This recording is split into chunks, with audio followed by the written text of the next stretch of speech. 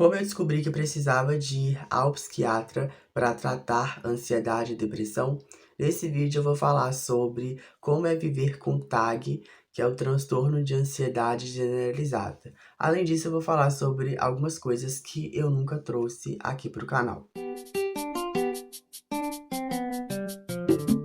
Oi, gente, e aí, como é que vocês estão? Eu espero que estejam todos bem. Sejam bem-vindos a mais vídeo do nosso canal. Eu sou o Brian, sou professor de redação e estudante de história.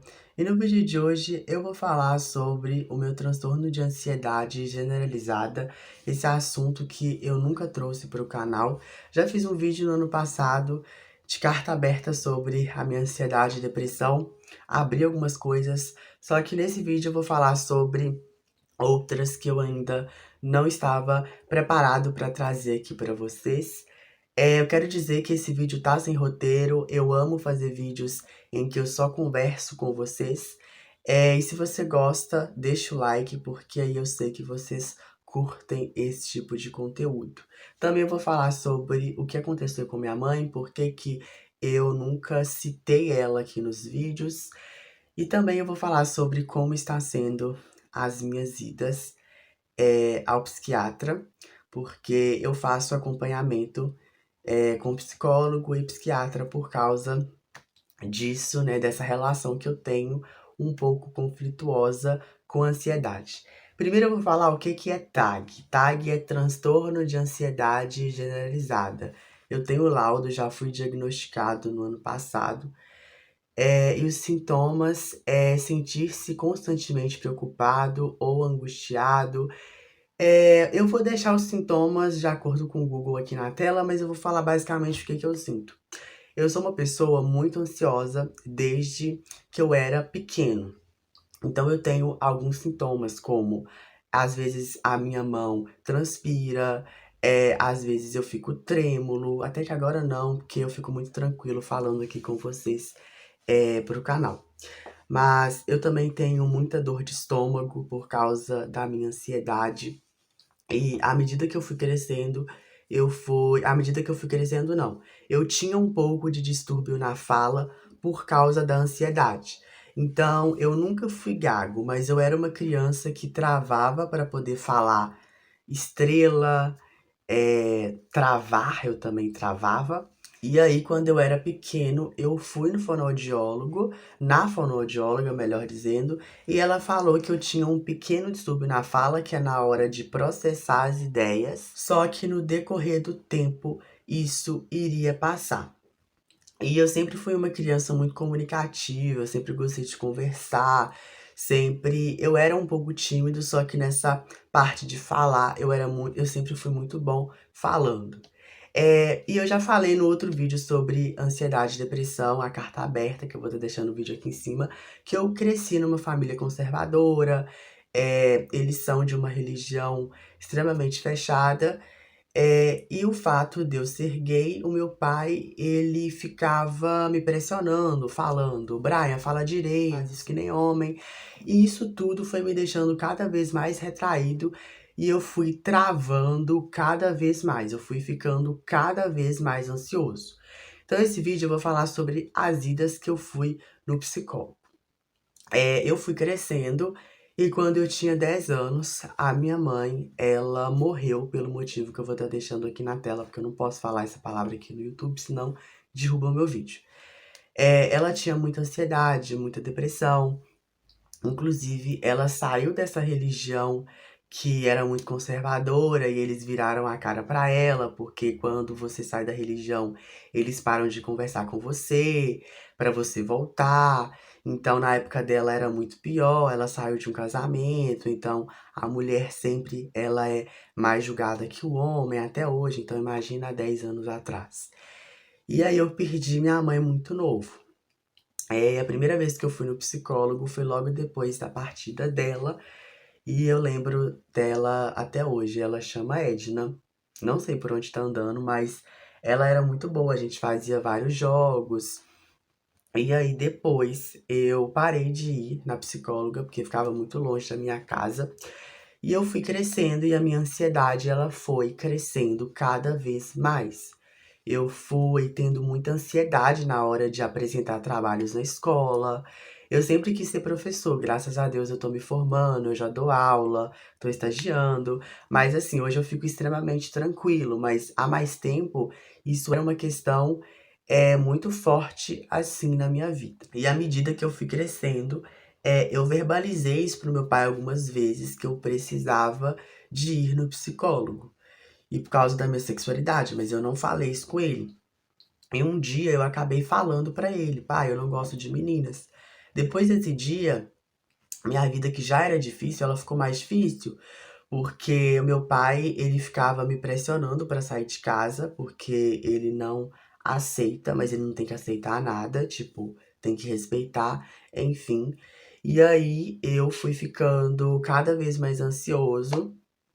É, e nessa época, a minha fala estava muito comprometida. Eu estava com um nível de ansiedade muito grande que eu não conseguia conversar direito.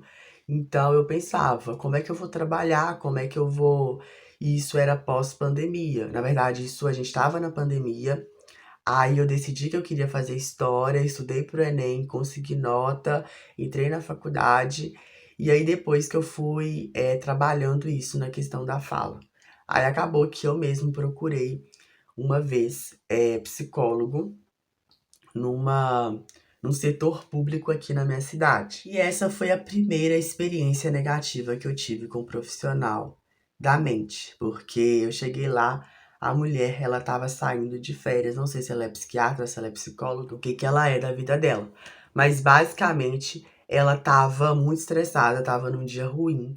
Eu falei com ela que eu não estava conseguindo que esse distúrbio na fala estava muito forte, que eu estava passando por muitas coisas na minha casa, que eu não tinha paz e que eu estava tomando remédio, sem ser remédio controlado, eu estava tomando aqueles de maracujina e tal.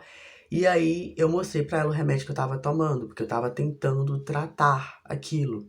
E aí ela virou pra mim e falou assim: "Não, mas isso daí não resolve de nada". E aí ela fez o acompanhamento, me mandou pro posto de saúde. E aí foi o primeiro trauma que eu tive assim. Eu achei ela muito antiprofissional e eu fui até o posto e encontrei uma psicóloga que ela se chama Natécia e ela é o anjo na terra. Ela é muito boa, ela é muito profissional. Eu fiz terapia com ela durante quase 2 anos. Não são todas as semanas que dá pra ir, porque lá, como é posto médico, não tem tantas vagas, mas ela me ajudou muito. Eu gosto muito dela, ela é uma profissional muito foda. E aí, inclusive no ano passado ela tinha me dado alta, mas aí acabou que esse começo de ano eu procurei ela de novo, eu voltei a fazer terapia. Aí eu fiz esse acompanhamento com ela durante esse tempo. E aí no ano passado eu fui a primeira vez no psiquiatra. Na verdade, eu tinha começado a tomar remédio para ansiedade que o clínico geral me passou no posto.